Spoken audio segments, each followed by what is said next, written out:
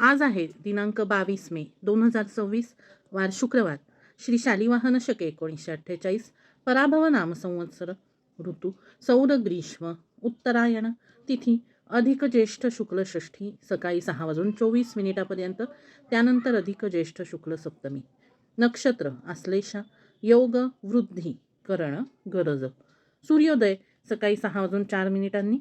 सूर्यास्त संध्याकाळी 7:07. सूर्य राशी वृषभ, चंद्र राशी कर्क. दिनविशेष राजा राममोहन राय जन्मदिन. आंतरराष्ट्रीय जैवविविधता दिन. आजचा दिवस हा त्याज्य दिवस आहे. अधिकमास महात्म्य या प्राकृत भाषेतील पोथीचा अध्याय 6व्याची लिंक आपल्याला या शॉर्टच्या खाली दिसेलच. आता ऐकूया 6व्या अध्यायाचे कथासार. नारायण मुनी पुढे म्हणाले, नारदा, आता दृढधन्वा राजाची कथा ऐक. पूर्वी हय्य देशाचा चित्रधर्मा नावाचा राजा होता. त्याला दृढधन्वा नावाचा पुत्र होता. दृढधन्वा सर्व विद्यात पारंगत, शूर व सदाचरणी होता. तो मोठा झाला तोपर्यंत चित्रधर्मा राजाला विरक्ती उत्पन्न झाली व तो पुलह ऋषींच्या आश्रमात तपश्चर्येला निघून गेला. तेथे कालांतराने तो मरण पावला. दृढधन्वा राजाने त्याचे उत्तर कार्य केले आणि पुष्करावर्त नावाच्या नगरात तो राज्य करू लागला. गुणसुंदरी ही त्याची पत्नी होती. या दाम्पत्याला 4 पुत्र झाले. चित्रवाक, चित्रावह, मणिमान आणि चित्रकुंडल अशी त्यांची नावे होती. राजा सर्व गुणी व सर्व सुख संपन्न होता.